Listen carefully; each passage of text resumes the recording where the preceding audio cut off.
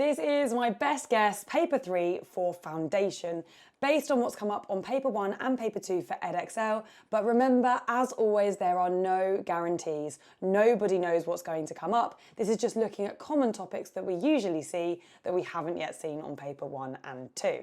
So let's get into it. Question number 1, write 19% as a fraction. So percent means out of 100. So 19% means 19 out of 100, and that is our fraction. 19 out of 100 there, like that. Question number 2, work out 3.5 squared. Now when we square a number, we are multiplying it by itself. So you can just type 3.5 squared into your calculator, or you can do 3.5 multiplied by 3.5. Let's show you how that first one would look. So 3.5 squared, and we're going to come up here and use this button that has the box with the little 2, and that means you're multiplying it by itself. If you need a different power, like cubed or to the power of 4, you'd use this button here, and you can just put whatever power you like in. But here we're putting squared, so press that EXE button, and then it's given it to us as a fraction, so we're going to go format and change our answer to be a decimal, and that is 12.25. Okay, question number 3, work out 4/5 of 80. Now to do a fraction of a number, we divide by the bottom and then multiply by the top. So 80 divided by 5 and then multiply that by 4. Let's do that. 80 divided by 5, get that answer of 16 and then multiply that by 4, and that gives us 64 as our final answer. Now you did have another option there in a way of doing that. You can just use this fraction button here. So you can say 4, go down to the bottom of the fraction, 4/5, and then of in maths is a little bit like using multiplication. So 4/5 of 80, and that is also 64. So 2 different ways of typing that in your calculator. Question number 4, write 5.28 correct to 1 decimal place. So 1 decimal place, that is your first decimal place there. We always check the next column, the next place value column, and it is an 8. 5 and above, we round up. 4 and below, it stays the same, it rounds down. So if it was a 4, a 3, a 2, a 1, or a 0, we'd keep it a 2. But because it's an 8, it's 5 or more, it's going to round up. So 5.3 is going to be our answer there. Question number 5, write down the value of the 5 in the number 457.18. Now that 5 is in the tens column, and the biggest mistake I see students do is to put tens there. Now that will not get you the mark. Yes, it is the tens column, but tens is not the value of the 5. The value of that 5 is 50. So 50 is what you want to write there. You can write 5 tens, that's okay, but I would just put what is that number, what is that value, what is that worth? So yeah, 50 for that one. Question number 6, here is a list of numbers, 6, 9, 15, 21, 24, 27 and 29. From the list, write down a factor of 12. So factors of 12 are numbers that fit into 12 an exact number of times. So 1 and 12, 2 and 6, 3 and 4. They are all the factors of 12. From this list, we only have 6. So some of you might have been tempted to put 24. 24 is not a factor, it's a multiple. So for multiples, you multiply, factors fit in. A prime number next. So a prime number is a number that has 2 factors, itself and 1, and it's not in any other times table other than the 1 times table and its own times table. So 6, for example, is not a prime number because it's in the 2 times table, the 3 times table as well. 29 here is the prime number. 23 and 29 are the only prime numbers in the 20s. They're really good ones to know. All of the other numbers there are in the 3, I think they're all in the, no, they're all in the 3 times table. No, they're all the other numbers are in the 3 times table. There we go, that's a nice way of saying it.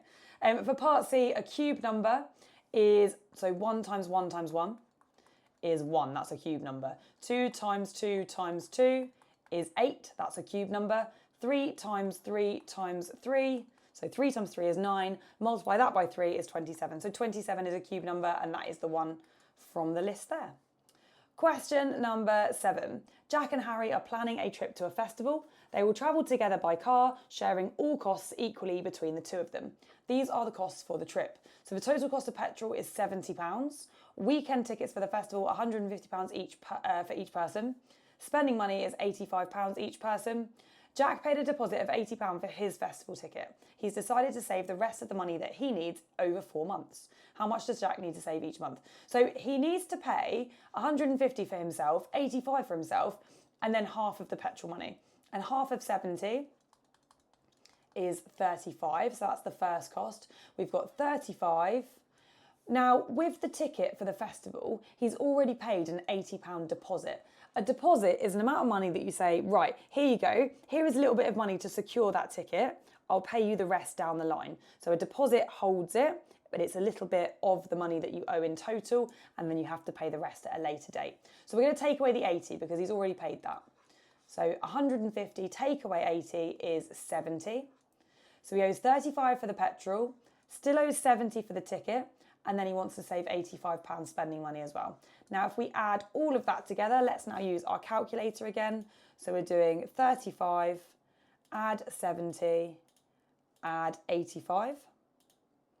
And adding that all together is £190. So that's how much Jack needs to save in total. And we're told that he's going to do it over 4 months. So I'm going to take the 190 and I'm going to divide it by 4. Again, everything that you're typing in your calculator, you need to also make sure that you are writing, I was going to say writing on the screen, writing on the page.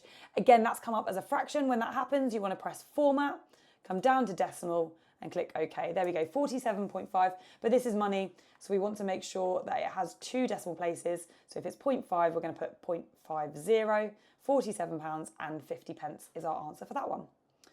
Question number 8, expand. So when we expand a bracket, what's on the outside multiplies with the first thing, and what's on the outside multiplies with the second thing. We're saying I've got x lots of everything in the bracket. So x times x is 3x squared, and x times 5 is 5x. So 3x squared minus 5x is our answer. We can't put those two things together. They're not like terms. One of them is x squared, one of them is x. So that's my answer there, 3x squared minus 5x. Just squeezing it in around the calculator. Okay, part B, we're now doing 3 lots of this bracket, take away 2 lots of this bracket. So I'm doing 3 lots of t, which is 3t, and 3 lots of 5, which is 15. You can put a little multiplication on the arc if it helps you remember. And then I'm doing minus 2 lots of 6, which is minus 12, or I'm taking away 2 lots of 6 if you want to think about it like that. And then I'm taking away 2 lots of negative t. And we know that a negative times a negative is a positive. So if you get a bracket like that, where the thing on the outside is negative and the thing on the inside is negative, you need to make sure that when you multiply, that ends up being positive. So then we're going to collect our like terms. 3t add 2t is positive 5t. So we're just going to put 5t there.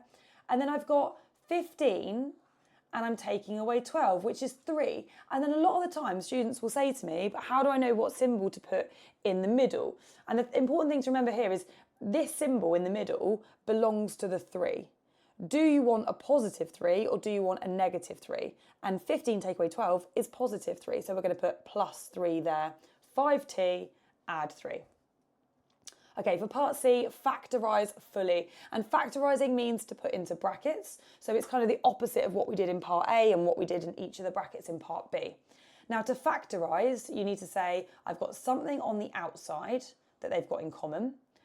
And then we need to work out what goes in the bracket in order to make our overall answer of 18m squared minus 21m. Now I'm thinking 18 and 21 are both in the 3 times table. So 3 is able to come outside as well. If there is a bigger number, if they're both in the 3 times table and both in the 6 times table, for example, then you need to take 6 outside. You need to take the most outside you can, but 18 is in the 6 times table and 21 isn't. So that's the biggest factor there is 3. Also, they both have an m. So 3m is the biggest factor that goes into 18m squared and 21m. And now I need to work out 3m multiplied by what is this, and 3m multiplied by what is this. So 3m times, now to get 18, it needs to be 6, and it needs to be m, and then 3m times what? That needs to be 7. So it is 3m brackets 6m minus 7 for 2 marks. If you did something like 3 lots of 6m squared minus 7m, let's say you forgot to bring the m out, that is still correct. It's not fully factorised, but it's still equivalent. You would get 1 mark for that. Your fully correct answer though is to bring as much outside as you can. So 3m brackets 6m minus 7, that would be your 2 marks there. So if you didn't bring enough outside, you are still going to get yourself 1 as long as it's correct. Okay, question number 9. The pictogram shows information about the number of loaves of bread sold in a bakery on Monday, on Tuesday, and on Wednesday. And we can see over here that the key, always really important in a pictogram to have a key, because it tells you what it's worth. So that circle represents 32 loaves. Over the 4 days shown, the shop sold a total of 176 loaves. Complete the pictogram for Thursday. So we know that on Monday, this whole circle is 32 and half a circle is 16. So 48 is how many were sold on Monday. On Tuesday, we have a full circle, so that's 32. We also have a quarter of a circle, and a quarter of 32 is 8. So 32 add 8 is 40. On Wednesday, we have half a circle, so that's 16. Now, adding all of that together so far, if I do, let's chuck that in my calculator. So we're going to do 48, add 40, add 16. That adds up to 104. If I then do 176, take away 104, I just told you guys, everything you type in your calculator, make sure you write it down. I didn't write it down, very bad. There we go. So that's 104. Taking that away, I'm left with 72. And I now want to know, how do I write out 72? So one circle is 32. I've still got 40 to go, so I can fit another 32 in. 32 and 32 is 64. Now to get from 64 up to 72, that is another 8. So I now need to do 8, which we know is represented by a quarter of a circle. So 2 full circles and a quarter there. It then says, what percentage of the loaves of bread were sold on Monday? Give your answer to one decimal place. So Monday was 48 out of the 176 loaves sold altogether. If we were asked to give that as a fraction, that would be my answer. However, we've been asked to give it as a percentage, so I want to take that fraction and multiply it by 100. 48 out of 176 times by 100. So let's practice again, putting that fraction in. So I'm going to press that button there. The numerator we want to be 48, come down, and then the denominator is going to be 176. Press the right-hand arrow and multiply it by 100. EXE, format, decimal, and that is 27.27. It says give your answer to one decimal place. So I'm going to say 27.3% would be my answer there, because the next digit is a 7, which tells you to round the 2 up. Question number 10, there are 8 chocolate bars in my cupboard. Each chocolate bar is listed below. I've got a Crunchy, Whisper, Whisper, Crunchy, Snickers, Whisper, Whisper, Snickers. I'm going to take a chocolate bar from the cupboard at random. On the probability scale, mark with a cross the probability that I will take a Whisper. So I've got 1, 2, 3, 4 Whispers out of 8 chocolate bars altogether. And 4 out of 8, we can simplify that to be a half. 4 out of 8 is half. So that cross is going there. Then it says, on the probability scale, mark with a cross the probability that I will take a twirl. There are no twirls in my cupboard, sadly. So the probability of taking a twirl is impossible. So we'll pop that down at 0. Question number 11. Reflect shape A in the mirror line and translate shape B by the vector -2, -3. So reflect shape A in the mirror line, we need to look how far away from the mirror line is it at the minute. We always go perpendicular to the mirror line. So if your mirror line was diagonal, when you're counting how far away you are from the shape, you need to count diagonal squares like this. But because we're straight like this, we're vertical, sorry, I should say, we're going to count horizontal lines. So 1 square away there means we go 1 square away on this side, and then it's 2 wide. We then want to go 2 squares away at the bottom, so 2 squares away on this side, and again we want to make that 2 wide. I'm then just going to join it up. So this point goes to here, use a ruler, make it nice and neat, and this point goes to here. Lovely, so that's part A done. Then translate shape B by the vector -2, -3. So with vectors, the top number is left or right, so negative is left, positive is right, and the bottom number is up or down, so positive is up and negative is down. So in this case, because both of the values are negative, that's telling us to go left, and that's telling us to go down. So we're going to go 2 left and 3 down. Now it's easiest if you move 1 point. I'm just going to pick the top point there, and I'm going to move on to the next, like the next cross. Sometimes I see students counting squares, like counting the spaces. Always count to the next, the next cross. That's probably the easiest way of saying it. So that's 1, 2 left, and then 1, 2, 3 down. That is where that point is going. So I need to make sure that now when I draw my shape, I'm going in the same direction. The shape's coming 1 down from there, it's going 3 across from there, and it's going up like that. And that is that shape. And you can translate all 3 points of a triangle if it's helpful. You can translate all the points, but you would have ended up with that being your answer regardless. Question number 12. X degrees is 15% of a full turn. Find the value of X. So we know that there are 360 degrees in a full turn, or 360 degrees around a point, I should say. Find the value of X. So we want to do 15% of 360. Now to do that, you could say, well, 10% is 360 divided by 10. To find 10%, we divide by 10. So that would be 36. And 5% would be half of that. So 18. Adding that together, I get 54. That's one way of doing it. Another way of doing a percentage of an amount in your calculator is to say, what is that as a decimal? So 15% is 0.15. To do that of a number, we're going to use that multiply again. 15% of 360. So in my calculator, let's now type 0.15 of, so 15% of 360. And that also gives me 54. So it doesn't matter what way you do it, as long as you get that answer of 54 there. Question number 13. A stall sells large and small glasses of lemonade. A large glass is 270 ml and a small glass is 180 ml. Laura orders 5 large and 2 small glasses of lemonade. What is the total amount of lemonade Laura has bought? Give your answer in litres. So we're going to do 270 multiplied by 5, and we're going to do 180 multiplied by 2, and then we'll add those answers together. So 270 multiplied by 5 gives us an answer of 1,350.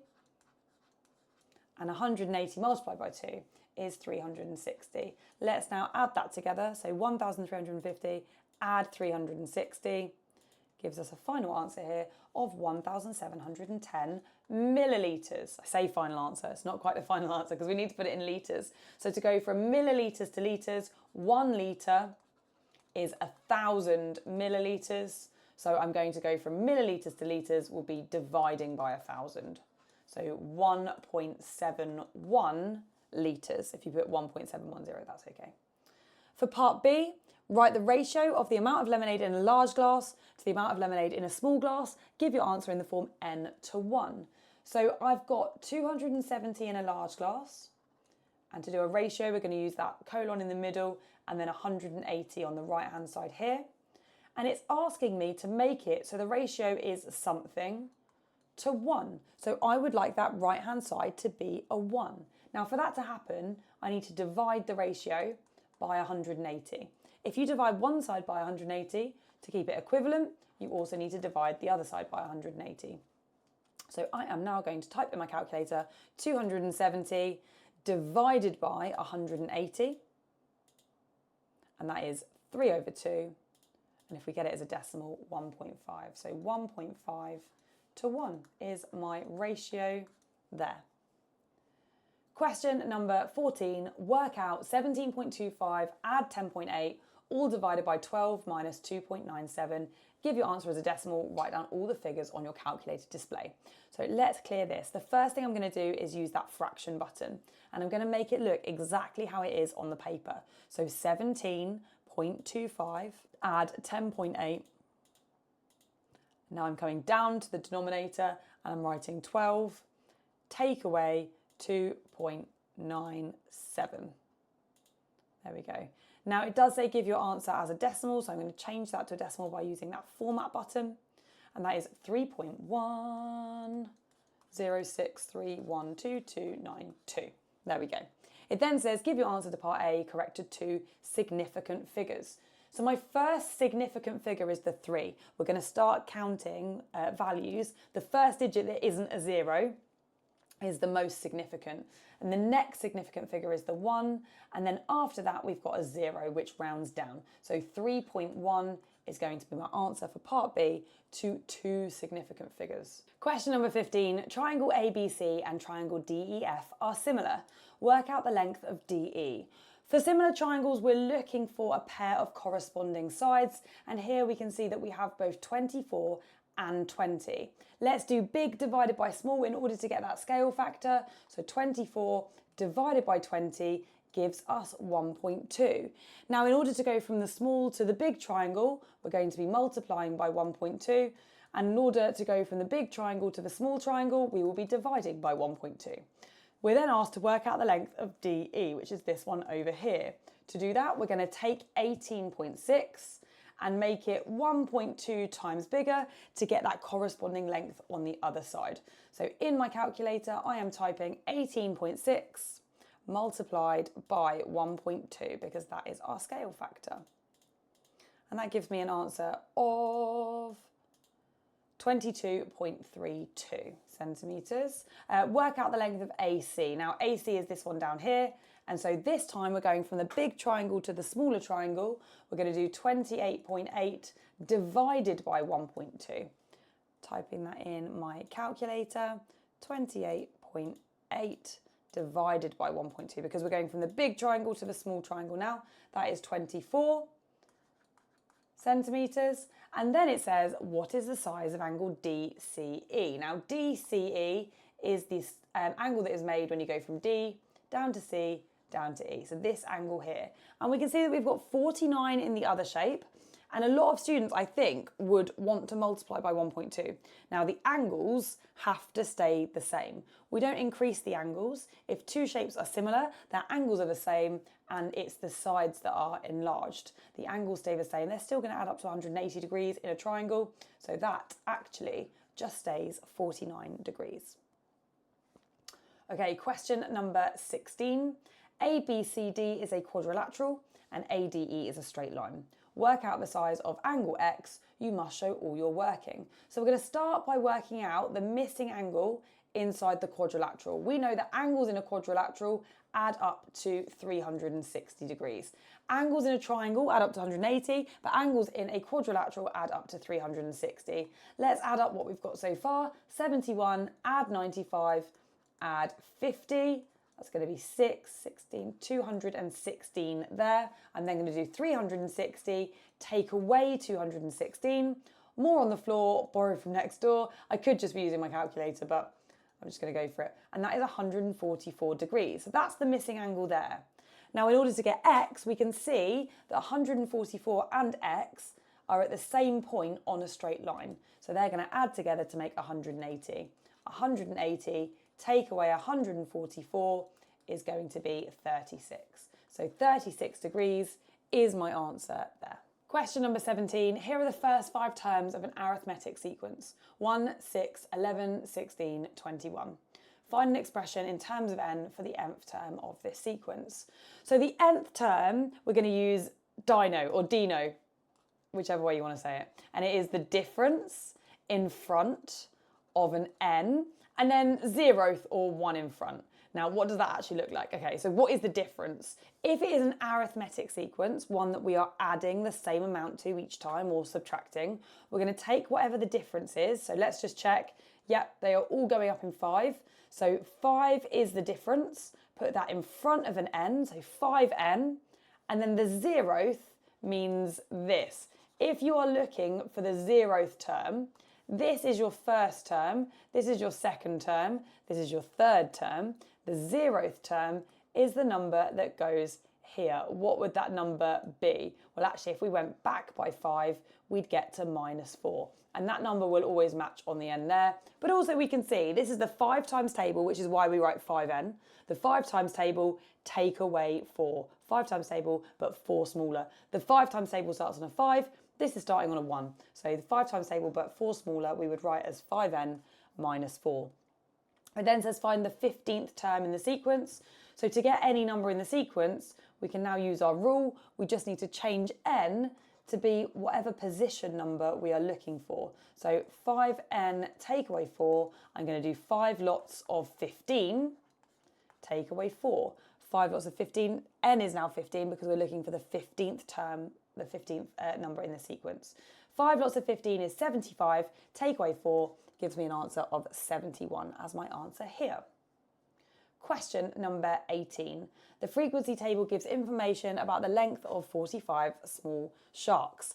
Calculate an estimate for the mean length of shark. Now to do this, we're going to take the midpoint and we're going to multiply it by the frequency. I've got 3 sharks that were between 0 and 5 centimetres in length. And actually, I don't know where in that category they were. They might have all been 1 centimetre, they might have all been 4 centimetres. They're very, very small sharks, I will add. So we're going to do 2.5 because it just feels like a sensible guess. If a shark is in that category, let's say it's in the middle. So 2.5 times 3 gives me 7.5.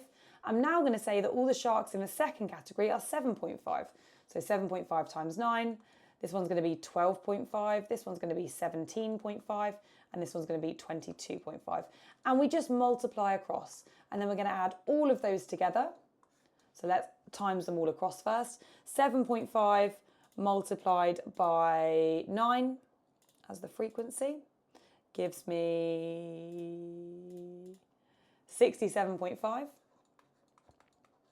12.5 times 12 is going to be 150. 17.5 times 15, let's do that one, 17.5 multiplied by 15 is 262.5. And then 22.5 multiplied by 6 is 135. Let's now add all of those together. So I've typed all those values in my calculator and that gives me 622.5. Now for the mean, we add it all up and then we divide by how many values there are. And I think the easiest mistake to make here would be to divide by 5. It looks like there are 5 pieces of data because there are 5 categories, but actually we can see in the question that this is 45 sharks. So we're going to be dividing by 45. The other way to get that is to add up the frequency there. So 622.5 divided by 45, and hopefully that's going to give us an answer that makes sense for tiny sharks. 622.5 divided by 45, and all will become clear in a minute because we're about to do a frequency polygon, which is why I called them sharks. 13.83 there as my average. Makes sense, most of the data was between 10 and 20, so I'm happy with that. Okay, on the grid, draw a frequency polygon, and this is where we need Polly the shark. So a frequency polygon, and I call it Polly the shark because it's just a really good way of remembering that it's going to look a little bit like a shark fin. So we end up with this kind of graph that's pointy, dot to dot. It's floating in the middle, like Polly the shark lives in the middle of the ocean. We go in the middle of the category and we just plot the frequency, and it looks a little bit like that.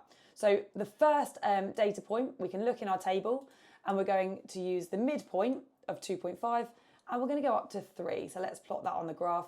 2.5 goes up to 3. Be really careful. This is going up 1, 2, 3. So there is where my first point is going. Then I've got 7.5 going up to 9. So that's there. Then I have 12.5 going up to 12.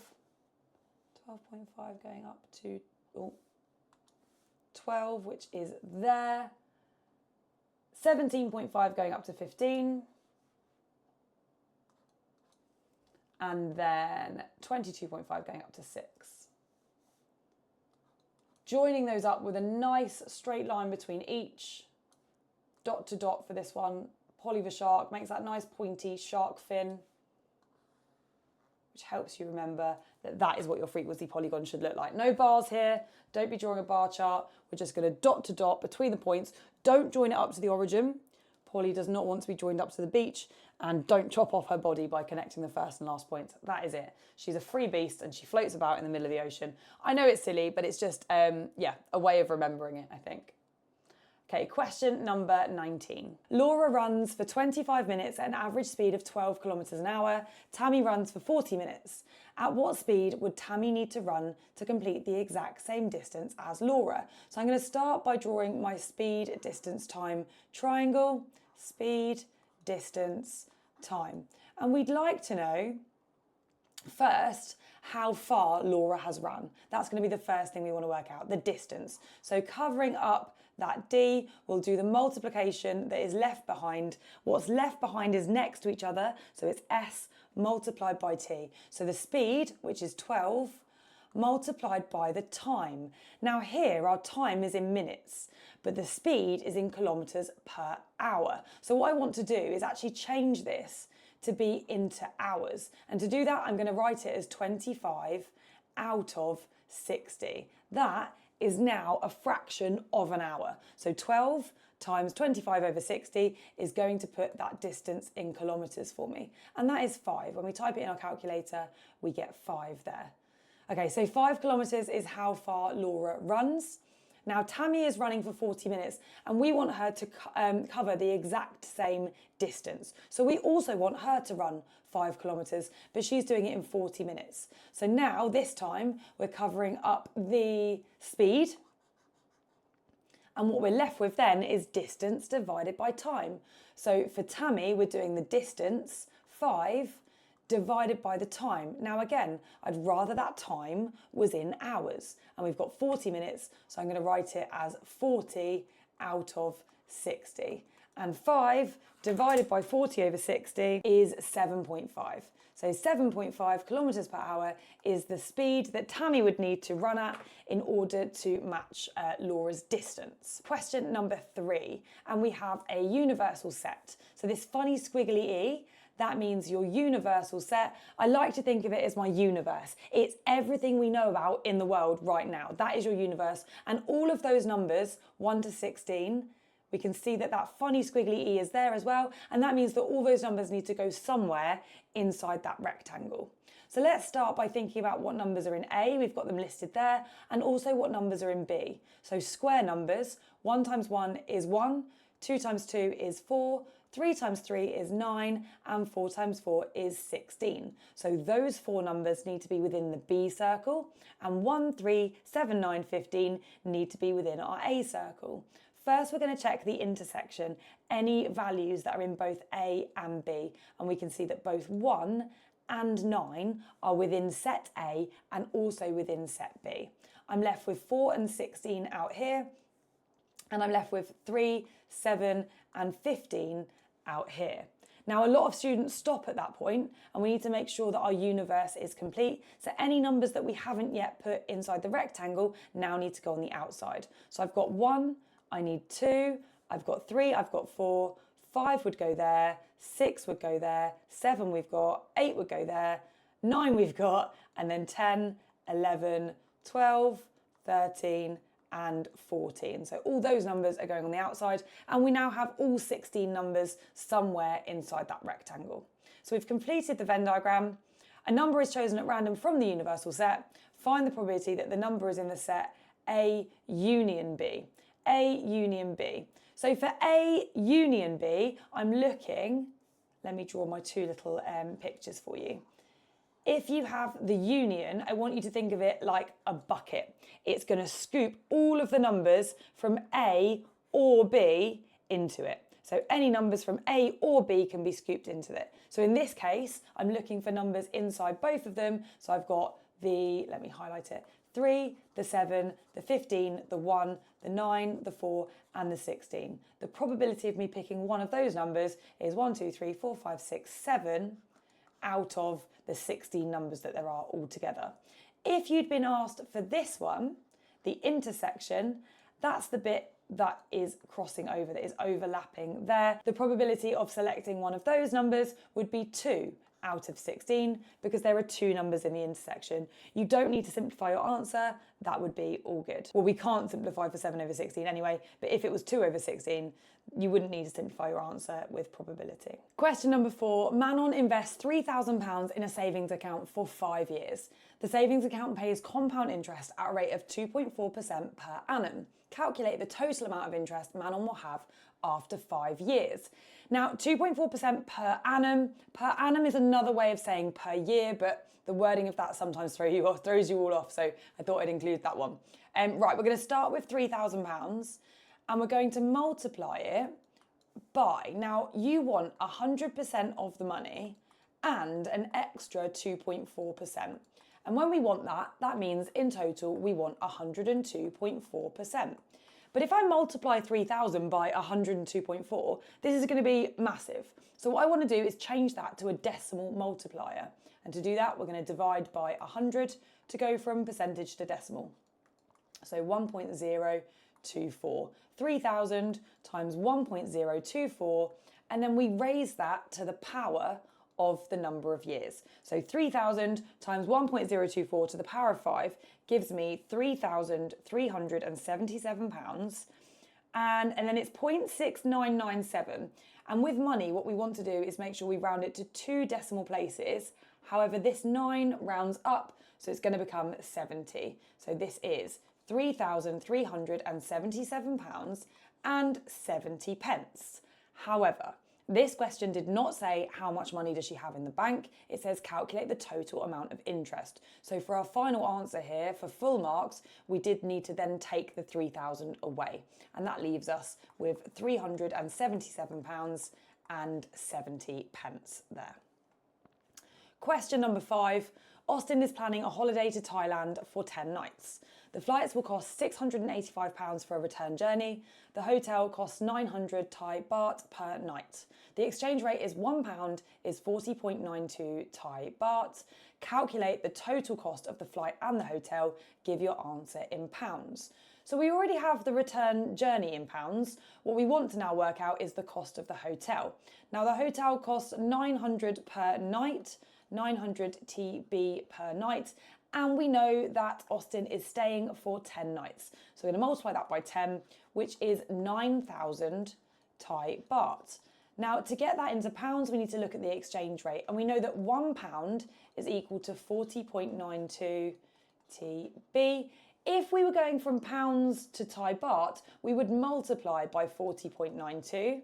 But because we're going the other way, we're actually going to divide by 40.92. So I'm going to take my 9,000 and divide it by 40.92 in order to get that into pounds. Now, you could have done that per night and then multiplied it by 10. Wouldn't have made any difference to your answer. So 9,000 divided by 40.92 is 200, and this is now in pounds, £219, and let's round it to 2 decimal places because it is money, 94 pence.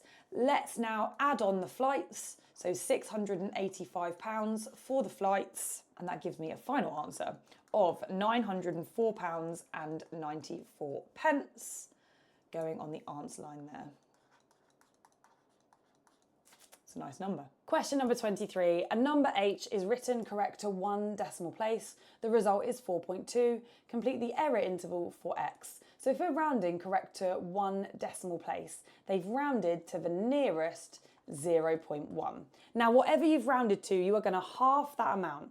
Half of 0.1 is 0.05. So we're going to go 0.05 above and 0.05 below. That's going to give me the upper and lower bound. So the smallest number that would have rounded to 4.2 would be 4.15. That's going 0.05 below.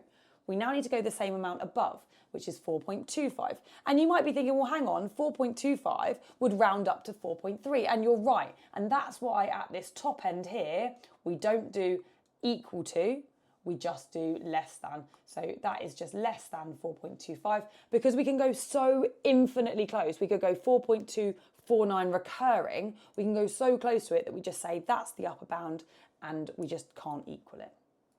Okay, question number 24. An exam is out of 80 marks. 40% of the paper covers geometry and statistics. The rest of the marks in the paper cover number, algebra and ratio in the ratio 6 to 5 to 5.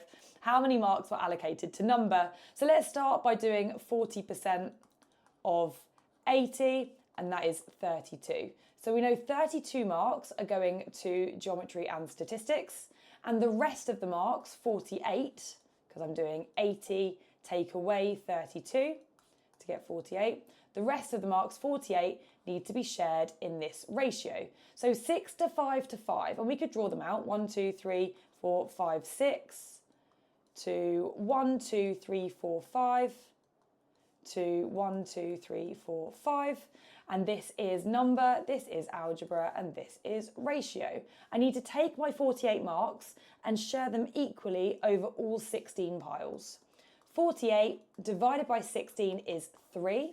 So this is 3, 3, 3, 3, 3, 3, 3, 3, 3, 3, 3. I should have picked a smaller number, shouldn't I? 3, 3, 3, 3, 3. So the number of marks for number is 6 lots of 3, so 18. The number of marks for algebra is 5 lots of 3, so 15.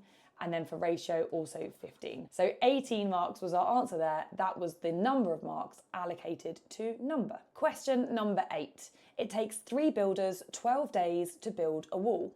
How many days would it take 4 builders to build the same wall? The first thing I'm going to do is write down 3 builders equals 12 days. And always with these proportion questions, we need to think about 1. So what if we only had 1 builder? And the instinct here is to say, well, 1 builder, I've divided the number of builders by 3, let's divide the number of days by 3. But we need to think with real common sense on these questions. If you've got less people building that wall, it's not going to take less time. It's going to take more time. So if I've divided the number of builders by 3, I actually need to multiply the time by 3, and that would be 36 days. Now I'd like to consider, okay, what if I have 4 builders? And now if I've multiplied the number of builders by 4, it's going to take 4 times less time. So dividing by 4 means this would take 9 days. So 9 days is my answer there. And then it says, state one assumption you made in working out your answer to part A. And always with this, with proportion, we want to say that the rate is the same. We've assumed that all of the builders work at the same rate, when actually one of them might be a little bit lazy. So we have assumed they all work at the same rate. And that word rate is really important there.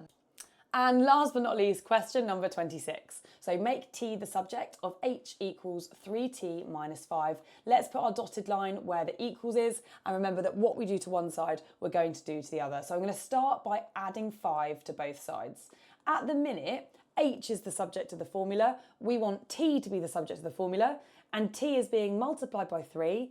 And then we're taking away 5. So let's undo those things. By adding 5 to both sides, we get h add 5 equals 3t. And I don't want 3 lots of t, I just want 1 lot of t. And to get that, we're going to divide by 3. I need to also divide this side by 3. So h add 5, all divided by 3 equals t. Let's switch it round for the answer line. You don't need to. I just think it looks a little bit nicer.